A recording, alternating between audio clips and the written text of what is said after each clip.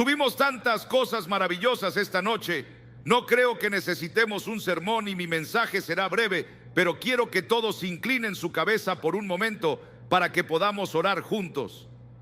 Muchos de ustedes que están aquí hoy escuchando, este es un momento en el que estás en la encrucijada de tu vida. Debes hacer una elección esta noche. ¿Qué harás? ¿Continuarás en el amplio camino que conduce a la destrucción o cambiarás y seguirás el camino estrecho que lleva a la vida eterna? Esta es la elección que solo tú puedes hacer. Dios puede inspirarte, puede ayudarte, su espíritu puede convencerte, puede animarte, pero solo tú puedes tomar esta decisión. Dios te dio esta capacidad de tomar esta decisión. Eres un agente moral libre, con la capacidad de aceptar o rechazar la oferta de perdón. Debes tomar esa decisión esta noche. Y cuando escuchas el mensaje, como lo haces esta noche, y como ya escuchaste la música y las palabras de los testimonios, te haces responsable 100 veces más. Y ya sabes, a quien mucho se le da, mucho se le exige. Así que presta mucha atención a lo que escuchas y responde al llamado de Cristo. Nuestro Padre, oramos para que tu Espíritu Santo nos convenza del pecado, de la justicia y del juicio, y que muchos digan que sí a Cristo esta noche, porque te lo pedimos en tu nombre. Amén. Esta noche, Señor Jesús, quiero que vuelvas conmigo al 9º capítulo del libro de Hebreos, capítulo 9 del libro de Hebreos. Y hay una frase de ese pasaje que quiero que veamos como un texto esta noche. Dice: sin derramamiento de sangre no hay remisión de pecados. Sin derramamiento de sangre no hay perdón. Leemos en nuestros periódicos recientemente sobre los guardias rojos de China marchando por las calles de Beijing, gritando un eslogan. Y era un eslogan interesante. Su lema era: sin derramamiento de sangre no puede haber revolución. Sin derramamiento de sangre no puede haber revolución. El expresidente del cuerpo estudiantil de Rúcula, quien ahora es cristiano, uno de mis asociados, dijo recientemente que la sangre es el símbolo de la revolución mundial. Y dijo que muchos en el campo de los estudiantes universitarios dicen que la sangre se convirtió en el símbolo de la revolución, y declaró que nunca se habría convertido en cristiano si no fuera por haber escuchado el mensaje: sin sangre no hay remisión de pecados. Así que estoy seguro de que todos recordamos esto de aquella trágica noche cuando el senador Kennedy fue asesinado en un hotel aquí en Los Ángeles. Y creo que todos recordamos haber visto ese charco de sangre en el televisor en el suelo. O cuando el presidente Kennedy fue asesinado en Dallas y la señora Kennedy regresó a Washington y todavía había sangre en su vestido. O la sangre de Martin Luther King cuando estaba acostado en el porche de ese hotel en Memphis. La sangre es muy interesante. Casi todas las religiones del mundo utilizan la sangre como símbolo, o usan sangre para expiar sus dioses o el dios al que sirven. Me recuerda cuando estaba en la universidad. Hice un proyecto universitario de antropología e hice mi tesis sobre la sangre en otras religiones. Difícilmente encontrarás una religión en cualquier parte del mundo que no utilice el sacrificio de sangre. Por ejemplo, los indios aztecas de América del Sur en Turquía mataban a 20,000 personas cada año en sus altares para hacer expiación por sus dioses. ¿De dónde sacaron esta idea? Muchos de ellos hicieron esto intentando apaciguar la ira de sus dioses. Leí en un periódico esta semana que están ofreciendo sacrificios al volcán. Hace algún tiempo le pregunté a mi guía por la estrella roja: ¿qué significa la estrella roja con 5 puntas? Dijo que no sabía. Le dije que no. Dijo que la estrella roja representa los 5 continentes del mundo y el rojo representa la sangre que debe ser derramada antes de que todos los continentes del mundo se conviertan en socialistas. En nuestros periódicos todos los días leemos sobre sangre siendo derramada en Vietnam y aquí y en otros países. Leemos sobre docenas de personas cada año que mueren en autopistas. La sangre se derrama. El crimen que se tiene, la sangre se derrama. Una de las novelas más populares en los últimos años, el libro de Al Capone, A Sangre Fría. Hay algo que evitamos y sin embargo, algo que nos fascina, la sangre. Cuando tomas la Biblia, muchas personas se sorprenden de que la sangre esté presente desde Génesis hasta Apocalipsis. ¿Por qué hay tanta sangre en la Biblia?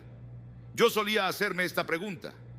En realidad, en un periodo de mi vida fue un obstáculo para mí, porque había tanta sangre. ¿Por qué los judíos ofrecían en sus altares miles de sacrificios cada año, aparentemente para apaciguar a un Dios enojado? ¿Por qué valoramos tanto la sangre de Jesucristo a lo largo del Nuevo Testamento? ¿Eres consciente de la sangre de Jesucristo? Y cada vez que tomas el pan y el vino en el servicio de comunión en tu iglesia, eres recordado del cuerpo que fue partido y de la sangre que se derramó. Lo que usas en tu servicio de comunión es un símbolo de la sangre que fue derramada en la cruz del Calvario, donde murió Jesús. ¿De dónde surgió esta idea?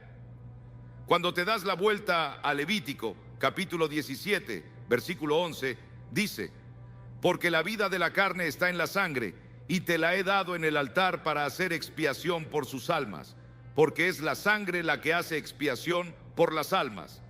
En otras palabras, la Biblia dice que necesitas expiación, necesitas perdón, necesitas reconciliarte con Dios, y una forma de hacerlo es a través de la sangre. Bien, la pregunta viene a mí esta noche: ¿por qué la sangre?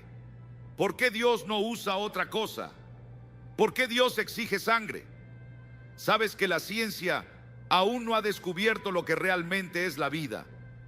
Algunas personas tienen la idea de que en los próximos años la ciencia podrá ser capaz de hacer un ser humano, pero están equivocados. Tal vez puedan hacer un cuerpo y un cerebro, pero nunca podrán hacer un espíritu, un alma. Y eso es lo que sigue al hombre. El hombre animal tiene un espíritu hecho a imagen de Dios. Vivimos en un solo cuerpo, un cuerpo temporal, pero nuestro espíritu, nuestra alma, es eterna, hecha a imagen de Dios.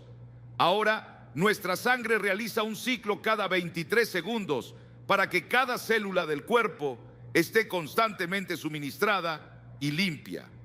La sangre, al mismo tiempo, lleva toda la basura y la tira sin contaminación. Es la sustancia más misteriosa del cuerpo y está compuesta de la vida del cuerpo. Y cada uno de nosotros aquí, esta noche, negro, blanco, rojo, amarillo, rico, pobre, todos somos parientes, todos somos hermanos, hermanos de sangre. Trata de entender que Dios hizo de una sangre todas las naciones de los hombres.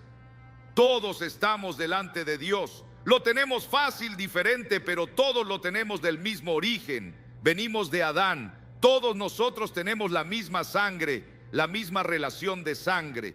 Melvin es mi hermano y está aquí esta noche, pero todos ustedes son mis hermanos y hermanas por creación. Y en un sentido especial, si conoces a Cristo, somos hermanos y hermanas, miembros de un cuerpo, de un grupo llamado en la Biblia el cuerpo de Cristo. Pero es la sangre de Adán la que fluye en mis venas. Y si eres un judío, negro, blanco, gentil, pagano, un culto, es la sangre de Adán. Porque estos son los problemas. Porque ves que la sangre lleva la sentencia de la muerte. El torrente sanguíneo ha sido contaminado por una enfermedad llamada pecado. Y las escrituras dicen, pues en Romanos, que por un hombre el pecado entró en el mundo y la muerte por el pecado. Y así la muerte pasó a todos los hombres, porque todos pecaron. Dios dijo a Adán: en el día en que te rebeles contra mí, en el día que peques por comer esta fruta que digo que no debes comer, morirás. El hombre violó deliberadamente la ley de Dios y por lo tanto recibió la pena de muerte que le sobrevino. No solo la muerte física, sino la eterna separación de Dios, juicio, infierno, separado de Dios y separado de la vida de Dios a causa del pecado. Pecado tú, Adán, estoy relacionado con Adán, soy el hijo de Adán. Por el hombre Adán, el pecado entró en el mundo. Y cuando Adán cayó en desgracia ante Dios, yo caí. Cuando Adán recibió la sentencia de muerte, yo recibí la sentencia de muerte.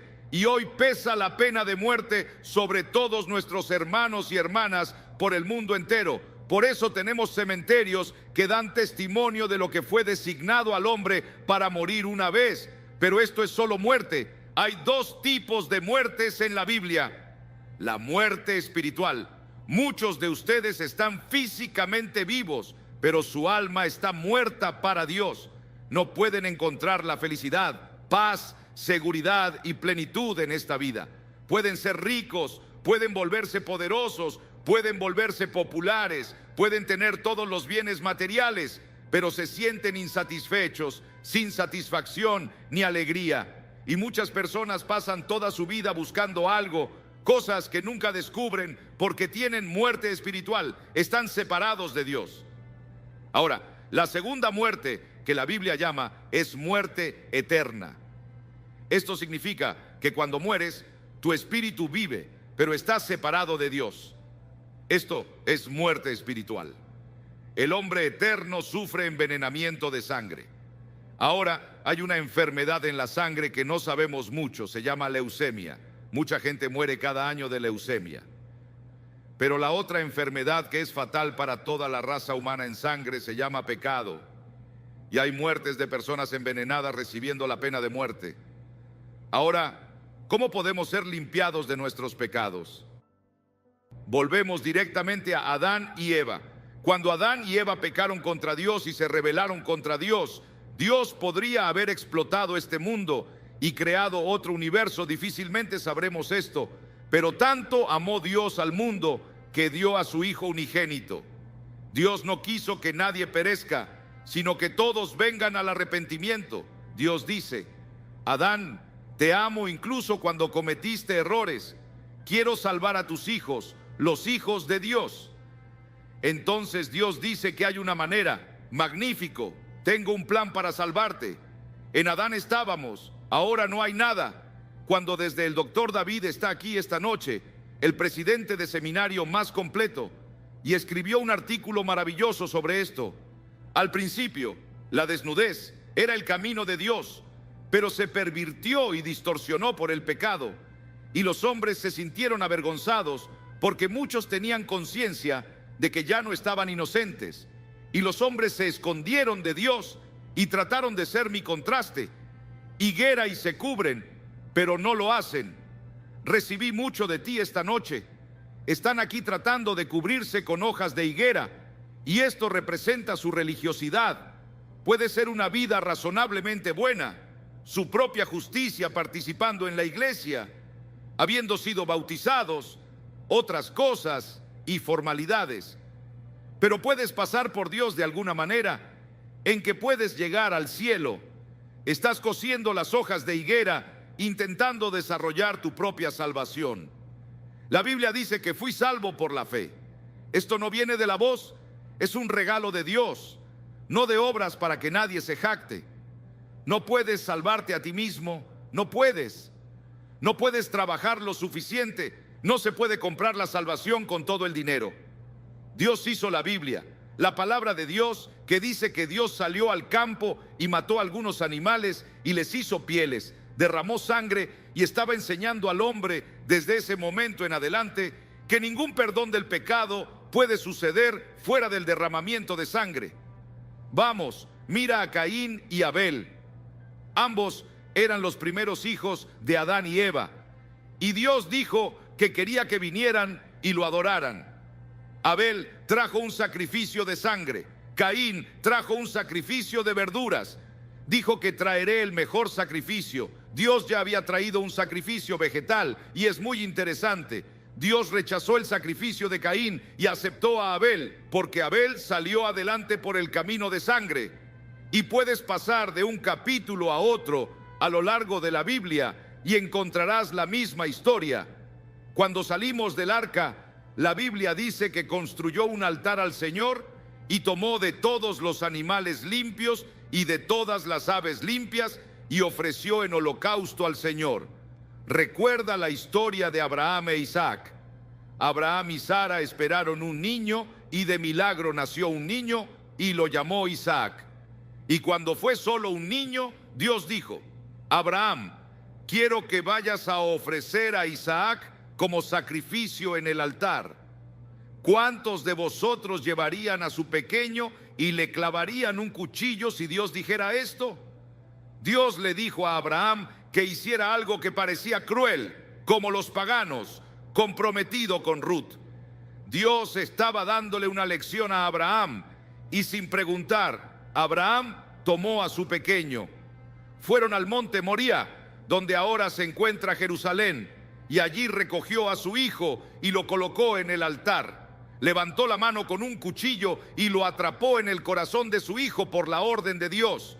Cuando Dios detuvo su mano en el aire, Abraham levantó los ojos y miró, y vio un cordero atrapado allí por los cuernos. Dios mandó tomar aquel cordero y sacrificarlo en lugar de Isaac. Ver a Dios estaba diciendo que estoy ofreciendo aquí un sacrificio de sangre en lugar de su hijo, señalando cientos de años en el futuro, cuando ofreció a su hijo como cordero de Dios que quita el pecado del mundo. Recuerda aquella noche en Egipto. Dios dijo que destruiría a todo primogénito de Egipto como juicio. Dijo que quería que todos los israelitas tomaran un cordero y lo mataran. Luego, coger la sangre y ponerla en el marco de la puerta. La sangre será para ti un cartel sobre la casa donde te encuentres, y cuando vea la sangre pasaré de largo y no traeré juicio sobre cualquier casa que tenga la sangre del cordero. No hubo buenas resoluciones, no hubo lágrimas que pudieran proteger, no había obras que pudieran proteger. Dios dijo, veré la sangre. Puedo ver esa noche en Egipto. Un padre mata al cordero y pone la sangre en el poste de la puerta. Luego, la familia se sienta a comer y el hijo mayor está muy tenso y nervioso.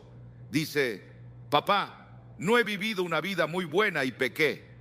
Sabes que no he sido muy religioso, pero papá, ¿estás seguro de que la sangre me dará esta protección?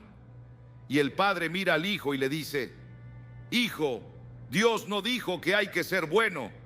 Dios no dijo que tienes que ser amable, pero cuando vea la sangre del cordero, pasaré sobre la casa, protegiendo a toda la familia. Estarás a salvo gracias a la sangre de Cristo. Confiar en tus obras es una tontería. Necesitas confiar en la cruz de Cristo. Jesús murió en la cruz y derramó su sangre por nuestros pecados. Esto puede parecer una tontería, puede parecer algo ridículo. El mundo pagano mira a Cristo y piensa que es un tonto, ridículo, idiota, imbécil. Pero la tontería de Dios es más sabia que los hombres, porque Dios escogió la sangre. Creo que una de las razones es para enseñarnos lo feo que es el pecado. Miramos la sangre y sentimos repulsión. La sangre es algo repulsivo para nosotros. Nos alejamos de la sangre y la sangre siempre nos recuerda nuestros pecados. Cuando veo la sangre de Cristo, recuerdo que soy un pecador y recuerdo que Dios me ama. Gloria a Dios. Así es como los pecadores ante los ojos de Dios se alejan de Dios, pero eso es por nuestros pecados. Cuando veo la sangre pasaré de largo. Mira el Nuevo Testamento y nuestro Señor está llorando por Jerusalén, sudando gotas de sangre en el jardín. Y así sucesivamente, ante la cruz está muriendo y la sangre corre por su cara, por sus manos, por su costado y por sus pies. 14 veces predijo su propia muerte. Le dijo a Nicodemo, como Moisés levantó la serpiente en el desierto, así se levantará el Hijo del Hombre. La sangre de Cristo se menciona en el Nuevo Testamento 255 veces. ¿Por qué? La Biblia dice, primero que nada, la sangre redime. Tanto como lo sabes, no fue redimido con cosas corruptas como oro o plata, sino con la preciosa sangre del Cordero de Dios, derramada en la cruz del Calvario, sin mancha y sin defecto. La salvación es gratuita para ti, pero le costó a Dios su Hijo, Jesucristo, que derramó su sangre voluntariamente para ti. La palabra redención significa comprar de nuevo. ¿Por qué necesitas ser rescatado? Porque la Biblia dice que eres esclavo del pecado. Aquel que comete pecado es esclavo del pecado. Jesús dijo en Juan 8:34. ¿Cuántos de ustedes son esclavos esta noche de sus hábitos? Esclavos del orgullo, esclavos de la envidia, esclavos del prejuicio que no quieren tener, prejuicios contra un solo hombre, porque él tiene un trato diferente al tuyo. Me gustaría deshacerme de esto. Esclavos de algunas sectas secretas en que nadie sabe nada de ti. Me gustaría ser libre, pero tú no puedes. ¿Eres esclavo de algunas drogas? Tratando de esconderte, pero está ahí, y sabes que esa cosa secreta, ahí en el fondo, eres un esclavo, no puedes liberarte. Jesús dijo que somos esclavos del pecado, y dijo: vine para volver a comprarte, y di mi sangre para comprarlo de nuevo, para hacerte libre. Esta noche Él puede darte alegría, paz y seguridad que nunca antes habías conocido si lo dejas entrar en tu vida. Déjame contar la historia de un amigo quien escribió un libro y dice que Dios rechazado se convirtió completamente esclavo del pecado. ¿Cuántos de vosotros sois así esta noche? Hicieron lo mismo, no rechazaron a Dios abiertamente como lo hizo este hombre, pero por su forma de vivir y su actitud realmente rechazaron a Dios. Eres esclavo del pecado esta noche. ¿Te gustaría ser libre? Él murió para hacerte libre. En segundo lugar, la Biblia enseña que somos justificados por la sangre. Romanos capítulo 5, versículo 9. Mucho más ahora, siendo justificados por su sangre, seremos salvos de la ira. Esto significa que estamos justificados. Significa como si nunca jamás hubieras pecado. Ponerse delante de Dios como si nunca hubieras cometido pecado. Ahora piénsalo un momento. Dios no solo te perdona, te gustaría ser perdonado, pero Él hace más que eso.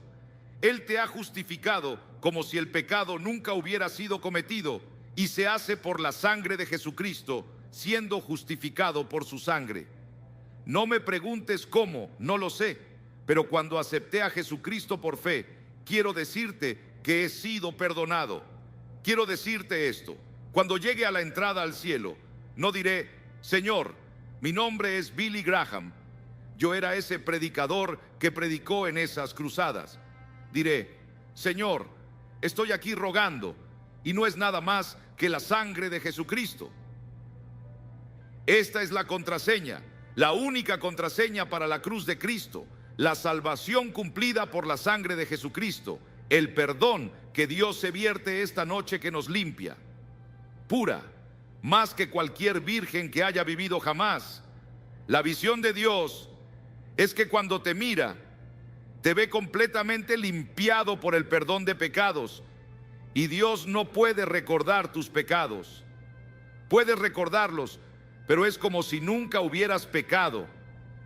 Entonces, la Biblia dice que la sangre nos hace a todos iguales, un idioma, una raza.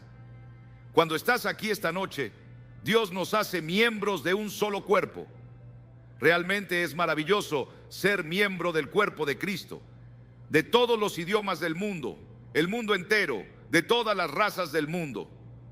Dios en ese momento está mirando a nosotros como personas justas, y Él está ahí por las miles de personas que están en todas partes, pero Dios nos ve como a un solo pueblo. A pesar de estar en China, a pesar de estar en Japón, los misioneros están viajando por el mundo, la iglesia de Cristo. Dios tiene una ayuda aquí y allá, en todas partes. Sospecho que algún día, cuando se abra el telón de acero, escucharemos historias de avivamiento que el mundo nunca ha visto. En China sucederá. Eso es mucho. En Europa Occidental, esta noche, Dios está trabajando.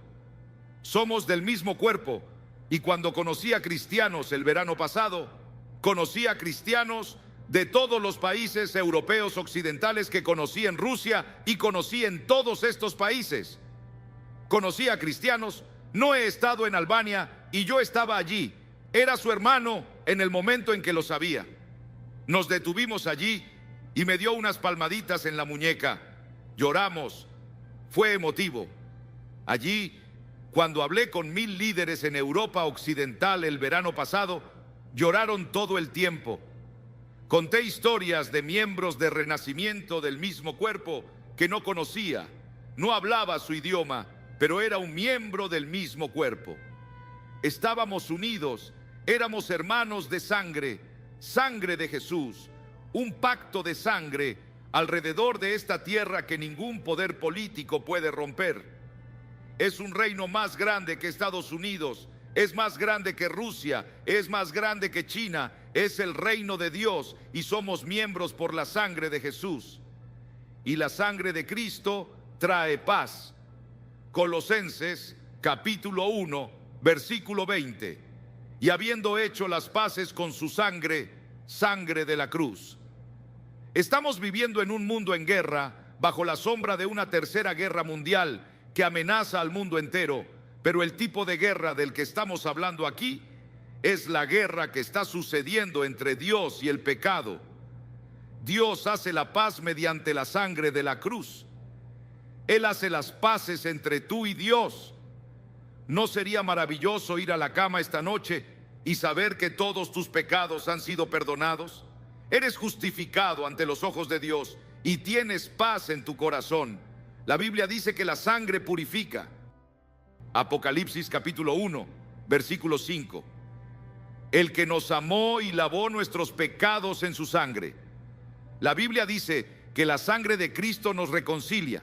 Tenemos bancos de sangre en varias partes del mundo y yo recuerdo hace unos años cuando me operaron y casi me desangro. Me hicieron transfusiones y estaba feliz por esos bancos de sangre.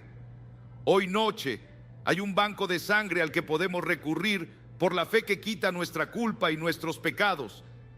Ya sabes que los trasplantes de corazón existen, los médicos que están haciendo esto en nuestro tiempo, y dos factores determinan el éxito de la operación. Primero, tiene que haber un donante. Tenemos un donante eterno, una persona, Jesucristo celestial, que pasó corriendo por nosotros y dio su sangre y entregó su corazón por ti. Lo segundo, el paciente puede aceptar o rechazar el corazón que recibe. Este es el gran problema que están encontrando ahora, el rechazo. Esta noche Dios te da el poder de aceptar o rechazar. Estoy seguro que cuando el corazón está trasplantado, ya que el paciente no entiende toda la química científica involucrada en todo el proceso que será hecho, tal vez el doctor tampoco entienda todo. Y en este caso, sé que no entiendo todo. La Biblia no dice que lleguemos a entender todo. Tú solo tienes que entender lo que dice la Biblia. Vienes por fe, incluso simple infantil. Por eso Jesús te dijo que tienes que venir como un niño. Dijo que tienes que venir a convertirte como un niño pequeño. No vengas tratando de ser intelectual, de descubrir lógicamente paso a paso. Tropezarás porque Dios no nos permitió llegar a conocerlo solo por sabiduría. Tienes que pasar por la locura del Evangelio y la predicación de la cruz. Es una locura para los que perecen. En otras palabras, debes estar dispuesto a convertirte en un tonto por el amor de Jesucristo y darle la bienvenida por fe y hacer algo que parece una locura, ridículo como Moisés levantando esa serpiente de bronce en el desierto, como si esto fuera para alguien o como si hubiera alguna cualidad médica y no tenía más. Dios quería un símbolo de fe. Dios quiere que puedas venir a Él por la fe que agrada. Y por la fe agrada a Dios más que todo. Hay que tener fe en Cristo. Ten fe que Él murió por ti. Fe en que ha resucitado. Recíbelo y di: pondré toda mi confianza en Él. Y entonces algo sobrenatural sucede dentro de ti que no podemos explicar. Naciste de la vida superior. Eso hace que lo nuevo sea diferente. Tienes un nuevo potencial, una nueva habilidad para enfrentar la vida desde ese momento en adelante. Todo lo que te pediré que lo hagas esta noche para que recibáis a Cristo. Padre, madre, mujeres, jóvenes, niños, ¿necesitas a Cristo en tu corazón esta noche? ¿Necesitan ser perdonados de sus pecados? ¿Quieres ser justificado ante los ojos de Dios? ¿Quieres ser purificado esta noche? Quiero confiar en la sangre de Jesús, en la sangre de Cristo para tu salvación. ¿Quieres tener vida? ¿Quieres cambiar? Quiero aceptarte, darte la bienvenida esta noche como tu Señor y tu Salvador. Puedes ser miembro de la iglesia, puedes ser un funcionario de la iglesia, Puedes ser católico, protestante, un judío o quizás no tengas ninguna religión. Pero Dios te habló esta noche y necesitas a Cristo. Necesitas recibir y quieres asegurarte de que estás listo para encontrarte con Dios. Te pediré que hagas algo y me digas: recibo a Cristo en mi corazón. Si estás con amigos y familiares, te esperarán. Si vienes en bus, te esperarán. Te lo pregunto, acércate, porque cada persona que Jesús llamó en el Nuevo Testamento lo llamó en público. Haz esto. A un hombre que tenía un brazo atrofiado, Jesús le dijo: venid en medio. Si estás aquí esta noche, estás dispuesto a reconocerlo ante tu Padre que está en el cielo. Estás ahí, en lo alto de este balcón. Estás en las galerías. Tardará unos minutos. Tal vez estés un poco lejos. Empieza a descender ahora. Cientos de ustedes se ponen de pie. Si viniste con un amigo, tráelo. Ven adelante. Después de que todos vengan, diré una palabra, diré una oración, daré algo de literatura y un asesor te asesorará más tarde. Luego regresas y te unes a tus amigos. Es muy simple, pero es muy importante. Puede ser el cambio en tu vida para empezar a vivir una nueva vida, una nueva dirección. En 2 de los últimos 3 años, el premio de la Academia de Hollywood a la mejor película fue otorgado a películas británicas. Trataban de 2 hombres. Uno se llamaba Eric Liddell y el otro se llamaba Gandhi. Ambos tuvieron la fuerza y coraje, bajo presión, de decir que no a sí mismos. Se autodisciplinaron. Y esta noche quiero tomar como texto la primera carta a los Corintios, capítulo 10, comenzando con el versículo 12, que dice: así que el que piensa estar firme, mire, caiga. No os ha sobrevenido ninguna tentación, oigan esto, no os ha sobrevenido ninguna tentación que no provenga del género humano. Todos se enfrentan la misma tentación en algún momento de su vida. Pero Dios es fiel, que no os dejará ser tentados más de lo que vosotros podéis resistir. Y con la tentación también dará la forma de escapar. De todas las tentaciones de las que has sido víctima, hay una forma de escapar. Y Dios te la provee si conoces a Cristo. Esas 2 películas tuvieron un gran impacto en el mundo. La de 1982 se llamó Carrozas de Fuego, la historia de Eric Liddell. Un joven que dijo no a sí mismo y sí a Cristo. Él sorprendió al mundo entero porque se rehusó a correr en domingo en 1924 en París, en los Olímpicos. Y todos saben que le dijo no hasta al príncipe de Gales, quien le pidió que corriera porque era el hombre más veloz de todo el mundo en los 100 metros. Pero él dijo que no, porque iba a ser en domingo y eso estaba en contra de sus convicciones bíblicas. Y hace poco se conmemoró el 60º aniversario de la maravillosa victoria de Eric Liddell, porque él corrió los 400 metros, en los cuales nadie pensó que tenía oportunidad, y los ganó, e hicieron una gran película de su vida. Y lo que mucha gente no sabe es que Eric Liddell tuvo una vida más grandiosa después de esto, porque cuando se graduó de la Universidad de Edimburgo, cuando se fue, la estación de ferrocarril estaba llena de estudiantes y también de profesores que aclamemos el poder del nombre de Jesús, porque Eric Liddell fue a China como misionero. Fue capturado por los japoneses durante la guerra y murió en un campo de concentración japonés.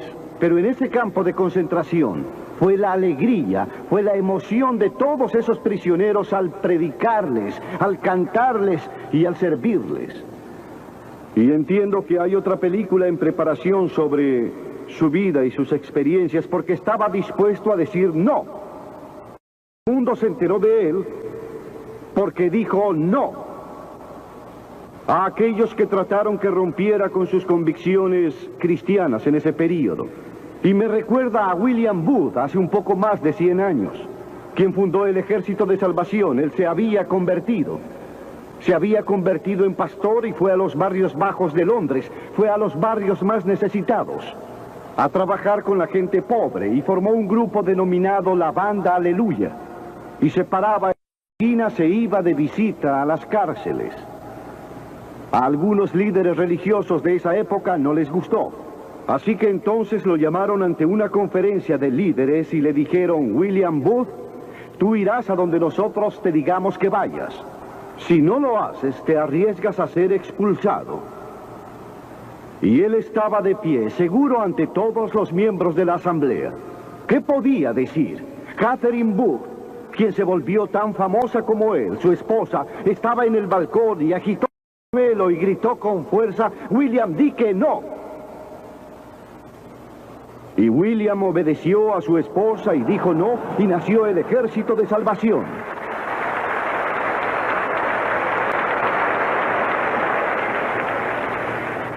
Quiero que sepan que hay muchas historias en la Biblia sobre gente joven que dijo no y cambió la historia.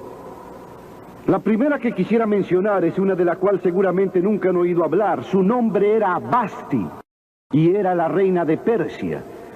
Era la esposa de Asuero, quien reinaba desde la India hasta Etiopía. Piensen en todo el petróleo que tenía, pero no lo sabía.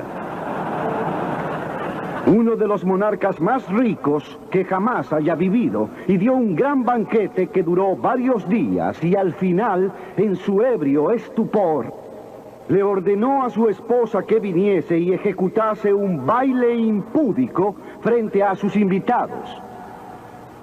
Y ella sorprendió al mundo entero y a los líderes ahí reunidos al negarse. Vasti no aceptó. Ella dijo no. No estoy dispuesta a exponer mi cuerpo ante hombres libidinosos. Él envió un segundo mensaje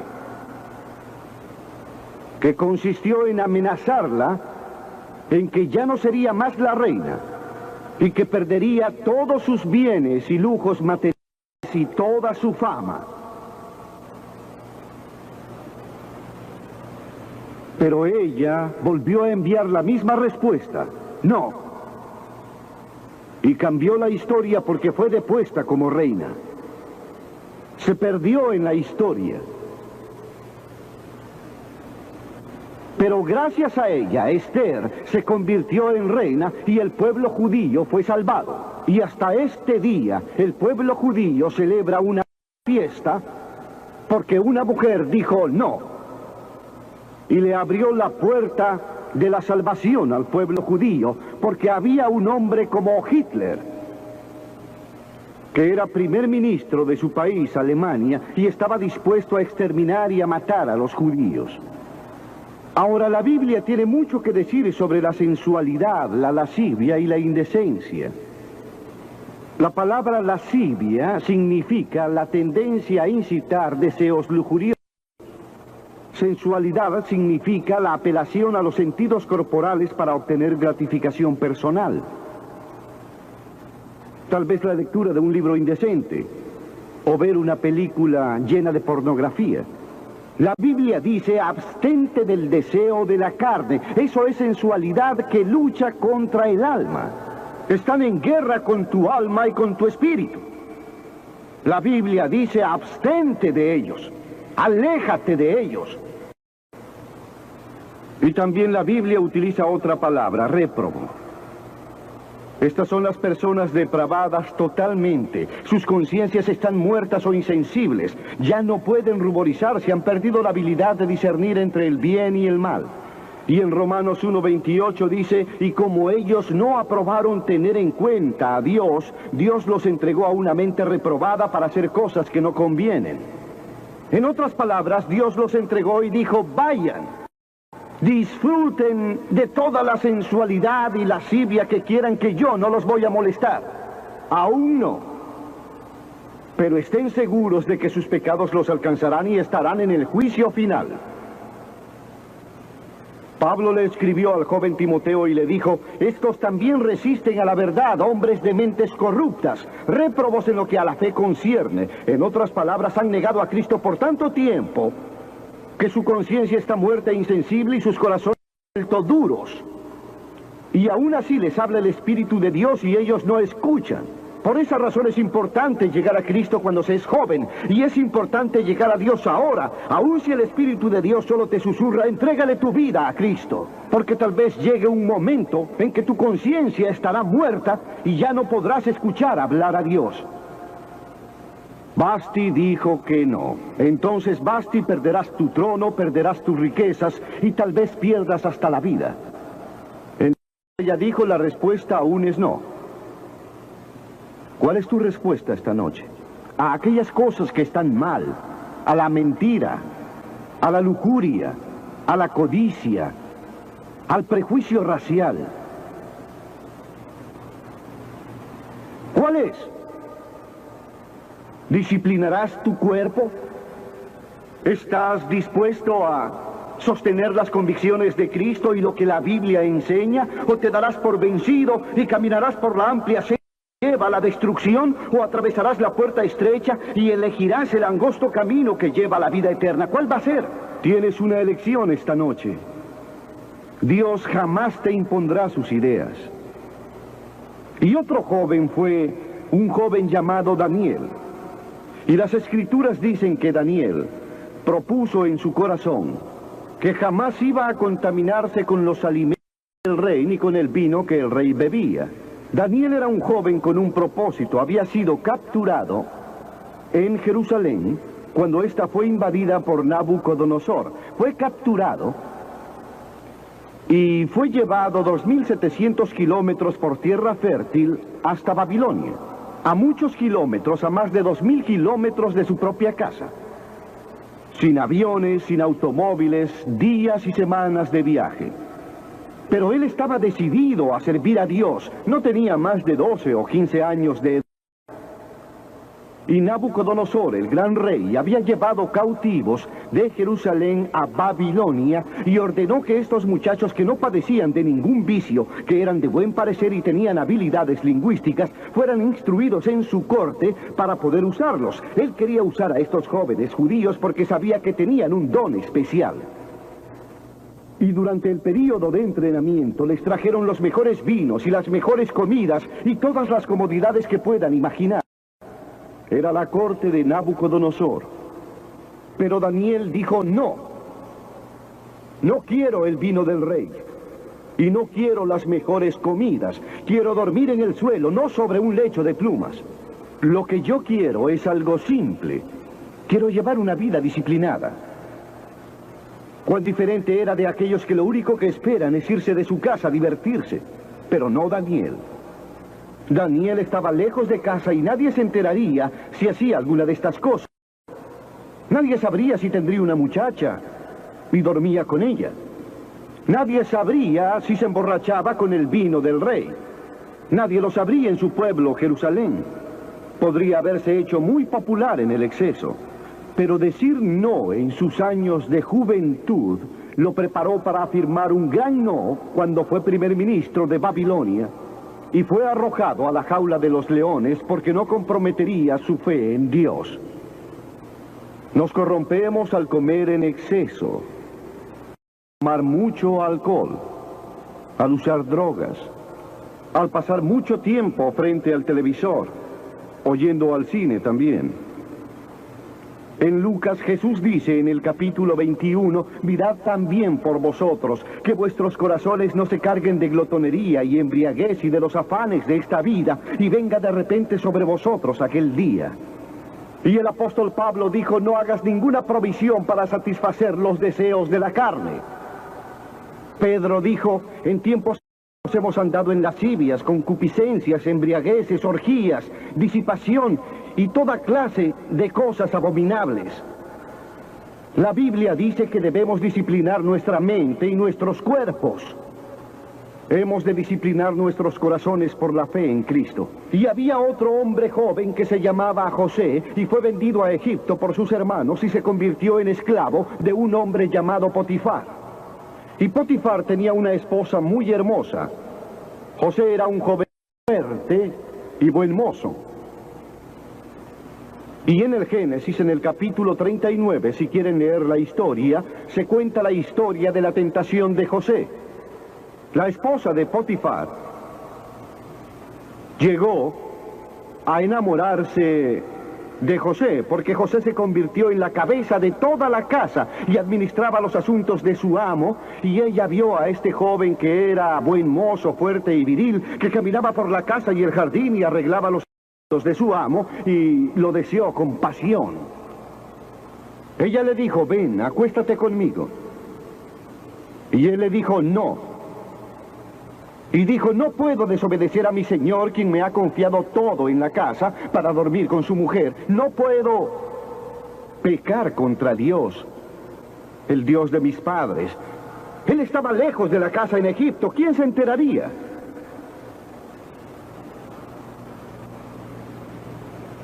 Dijo no. Y cuando él dijo no,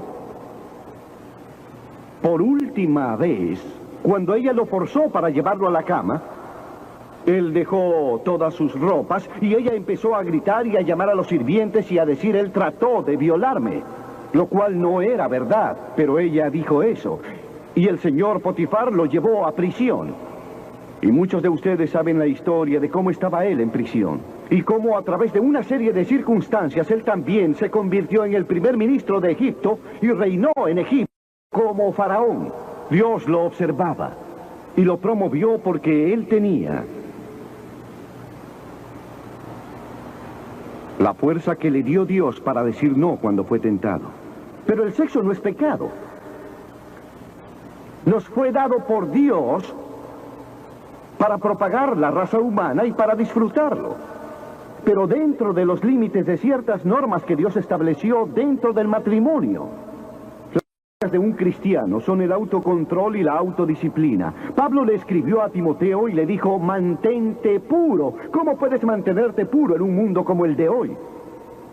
¿Cómo mantenerte puro al ver las películas? ¿Cómo mantenerte puro al ver las noticias? ¿Cómo mantenerte puro ante todas estas tentaciones? No puedes. No hay manera. Excepto una. Si Cristo está en tu corazón, Él te proveerá de la fuerza y el poder, porque no vendrá a ti ninguna tentación tan fuerte. Él proveerá la forma de escapar. Entrégale tu vida a Cristo esta noche y deja que Él tome control de tu vida, que Él sea el Señor de tu vida, que Él mande en esa área de tu vida, en tu mente, en tu cuerpo y hasta en tu sexo. Que Él sea el Señor de tu sexualidad. También hubo otro joven de nombre Moisés. A menudo pensamos en Moisés como un hombre viejo y con barba, pero fue en su juventud cuando Moisés tomó la decisión que lo llevó a la grandeza. Porque las Escrituras dicen: por la fe Moisés, si de años se trata, tal vez a los 17 o 18 años, se negó a ser llamado el hijo de la hija del faraón. Elección. Él tuvo que elegir. Prefirió sufrir las aflicciones del pueblo de Dios que disfrutar de los placeres del pecado. Nótese que él estaba en Egipto, hijo de la hija del faraón, heredero del trono de Egipto. Posiblemente sería el próximo faraón. Pero él eligió, porque él sabía que su pueblo, de la antigua Israel, era esclavo de los egipcios.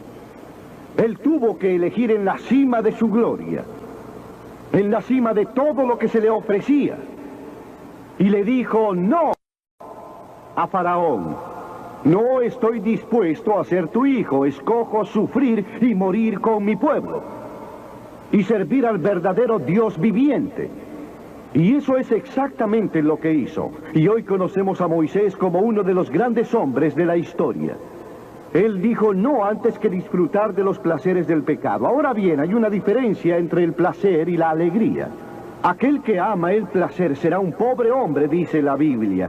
Y dice la Biblia sobre un hombre: entregué mi corazón al placer, a la locura, a la sensatez, pero esto causó la aflicción del espíritu. Pero la que se entrega a los placeres está viviendo muerta, amantes del placer más que de Dios. La Biblia dice que hay personas que aman más el placer que a Dios. ¿De qué clase es usted? ¿Ama a Dios más de lo que ama al placer pecaminoso? No estoy hablando de deportes y todas esas maravillosas cosas que tenemos. Hablo de los placeres pecaminosos. La alegría es provocada por el Espíritu Santo. Hay cientos de escrituras que hablan de la alegría. Usted puede tener alegría sin tener ningún placer, porque la alegría es profunda. El ángel le dijo a María en esa primera noche: no temas, porque traigo noticias para todo el mundo de gran alegría, para todas las personas, y aún en el sufrimiento. Cuando vienes a Cristo, Dios no se lleva el sufrimiento y no se lleva los problemas y las dificultades de tu vida, no se lleva nada. Él no promete, si estás sin trabajo, que te conseguirá un empleo si aceptas a Cristo esta noche. Él promete que te dará gracia, fuerza y alegría en tus circunstancias. Bienaventurados sois cuando por mi causa os vituperen y os persigan y digan toda clase de mal contra vosotros mintiendo. Gozaos y alegraos, porque vuestro galardón es grande en los cielos. Sí, cuando por mí los hombres os odien y os persigan. Él dijo: gozaos y alegraos, porque vuestro galardón es grande en los cielos, porque así persiguieron a los profetas que fueron antes de vosotros. Todos los que quieren vivir piadosamente en Cristo Jesús padecerán persecución, dice la Biblia. Habrá sufrimiento. Jesús dijo: si no estás dispuesto a levantar la cruz y negarte a ti mismo, no puedes ser mi seguidor. Moisés escogió la profunda alegría de seguir a Dios antes que a los placeres de Egipto. ¿Cuál seguirías tú? ¿Cuál sería tu elección hoy? Y entonces el último es Jesús. Jesús fue tentado en todos los aspectos igual que nosotros, aunque sin pecado.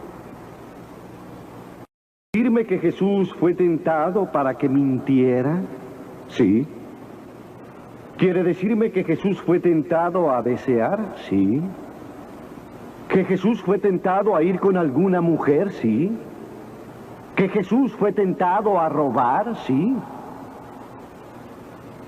Él fue tentado en todas las formas, al igual que nosotros, pero sin pecado. ¿Cómo fue que superó la tentación? La Biblia dice en el capítulo 4 de Mateo y en muchos otros lugares, pero solo tomaré ese. El demonio vino a él cuando estaba cansado, hambriento y sediento, y le dijo: si eres hijo de Dios, di que estas piedras se conviertan en pan. Pero noten que trató de introducir dudas en la mente de Jesús sobre quién era. Y Jesús era el Hijo de Dios. Él era el Hijo nacido de una virgen que fue resucitado de entre los muertos por el poder de Dios y aún hoy está vivo. Pero el diablo puso una duda en su mente. Él estaba débil, estaba cansado. Él era un hombre como todos. Se enfrentaba al diablo no como hijo de Dios, sino como hombre. Y él siempre contestaba citando la Escritura. Es por eso que queremos que memoricen la Escritura. No solo de pan vivirá el hombre, sino de toda palabra que sale de la boca de Dios. Jesús dijo que hay algo más importante que la comida y el sexo y las cosas materiales. Es tu vida espiritual. Y entonces el diablo dijo: si eres hijo de Dios, échate, porque escrito está: a los ángeles mandará acerca de ti, y ellos te van a sostener en sus manos. Y Jesús volvió a contestar: escrito está también: no tentarás al Señor tu Dios. Y después el diablo lo llevó a lo alto de un monte y le mostró todo el futuro del mundo y todos los reinos en su inmensidad. Y le dijo: todo esto te daré si postrado me adorares y me reconocieres. Te daré todos los reinos de la tierra, de ahora en más. Y Jesús no dudaba de la gran habilidad del diablo para hacerlo. El diablo puede darte cualquier cosa. Algunos de ustedes están vendiendo sus almas por nada, solo por nada. A Jesús se le ofreció el mundo entero, pero él sabía muy bien que ante él estaba la cruz y que la única forma de salvación para el mundo era la cruz. Y si hubiera obedecido al diablo, tú y yo jamás hubiéramos tenido la oportunidad de ser salvados. Jesús hubiese tomado otro camino y nosotros hubiésemos estado perdidos. Pero Jesús, en lugar de aceptar, él se remitió a la palabra de Dios. Satanás le ofreció todos los reinos. Cristo se basó en las Escrituras. Así que dijo: al Señor tu Dios adorarás y a Él solo servirás. Y entonces él lo dejó. Vinieron los ángeles y le ayudaron. Noten cómo enfrentó Jesús al diablo en el momento preciso de la tentación. En primer lugar, citó las Escrituras. En segundo lugar, se llenó del Espíritu Santo. Y en tercero, siguió la voluntad de Dios. ¿Estás dispuesto a decir que no a las tentaciones del tentador? ¿Lo estás? Piénsenlo. ¿Y están dispuestos a decir que sí a la declaración de Cristo, de que Él es el Hijo de Dios, y que quieren que entre en sus corazones y les perdone sus pecados? ¿Quieren saberlo? Ya sé, muchos de ustedes han sido bautizados y confirmados. La mayoría son miembros de alguna iglesia o se identifican con ella, van a la iglesia 2 o 3 veces por año. No sé si lo hacen o no, pero estoy seguro que muchos lo hacen. Pero no están seguros. No podrían decir esta noche: mis pecados han sido perdonados, sé que voy a ir al cielo. Dios está dispuesto a perdonar todo tu pecado esta noche gracias a la cruz. Dios está dispuesto a decirte perdono, porque Él te ama. Y Dios está interesado en ti como si fueras la única persona en el mundo. Y puedes recibirlo esta noche. Tú dices: ¿qué debo hacer? Debes arrepentirte de tus pecados. El primer sermón de Jesús fue sobre el arrepentimiento. Y la palabra arrepentimiento significa cambiar lo que piensas, cambiar tu forma de vida. Significa dejar que Jesús se acerque. ¿Estás dispuesto a hacerlo? No podrás cambiar solo. Pero Él te ayudará a cambiar. Esto no significa que te volverás perfecto. Significa que darás la vuelta y comenzarás en una nueva dirección, y Él estará allí contigo para ayudarte mientras vives para Cristo. Fallarás y cometerás muchos errores. No serás perfecto. Pero Cristo estará contigo si estás dispuesto a arrepentirte. Tú le dices a Dios: he pecado y lo lamento y estoy dispuesto a cambiar. Y luego la segunda cosa es que por fe lo recibas. Recuerden que Cliff dijo hace un momento: no puedes pensar tu camino, no todo el camino. Hay ciertas cosas que podrás superar con el pensamiento, pero hay muchas cosas al principio que no. Vienes como un niño y dices: Señor, no entiendo todo esto, pero te recibo en mi corazón hoy por fe. Por la fe eres salvo. La fe y no por obras, no deben olvidarlo. Por gracia sois salvos. Y luego la tercera cosa que estás dispuesto a decir es: voy a seguirlo y a servirle lo mejor que yo pueda. En nuestra reunión en Bristol hace poco, había un muchacho de 17 años que tenía una clase de manejo esa noche y le pidió a su instructor que lo dejara en Ashton Gate, el estadio. Y en esa gran muchedumbre localizó a su familia que tenía boletos para entrar. Y ante la invitación, él y su hermana hicieron lo que les voy a pedir que hagan hoy. Se pararon frente a la plataforma para demostrar que le estaban dando sus vidas a Cristo. Una semana después, este joven, el muchacho de 17 años, murió. Luego de que un túnel se derrumbara sobre él en la playa, tal vez leyeron en el periódico. Él le dijo sí a Cristo sin saber que dentro de unos días estaría en el cielo. Y lo veremos en el cielo. ¿Y saben ustedes, si eso les pasara esta noche, a dónde irían? Asegúrense de saberlo antes de irse. Voy a pedirles que dejen sus asientos ahora, cientos, tal vez miles de ustedes, y que vengan y se paren en este campo. En silencio y con reverencia digan al venir: Quiero arrepentirme de mis pecados. Quiero recibir a Cristo en mi corazón. Quiero saber que mis pecados han sido perdonados. Quiero saber que iré al cielo. Quiero una nueva vida. Ustedes dirán, bueno, Billy, ¿por qué nos pides que vengamos en público? ¿Por qué en público? Porque a todas las personas que Jesús llamó en el Nuevo Testamento, las llamó en público. Él dijo, no te voy a reconocer ante mi Padre que está en los cielos, si tú por tu parte no me reconoces aquí en la tierra ante los hombres. Jesús murió en público por vosotros, desnudo, sangrante, ante la chusma que deliraba, murió por vosotros. De seguro podrás acercarte a este hermoso campo y declararte para Cristo. No solo los jóvenes pueden tener 70 u 80 años de edad. Y Dios les ha hablado esta noche. Levántense y vengan. Vamos a esperarlos.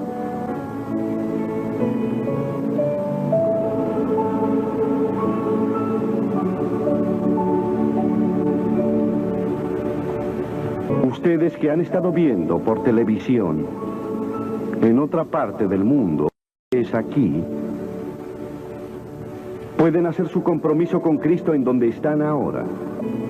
Entréguele su vida a Cristo aquí esta noche y tome la decisión que estas personas están tomando. Hemos visto a más de 3,000 cada noche aquí. Venga a esta plataforma para comprometerse con Cristo. Únaseles donde quiera que esté y asume este compromiso con Él. Dios los ayude a tomar esta decisión hoy. Y asegúrese de ir a la iglesia el siguiente domingo.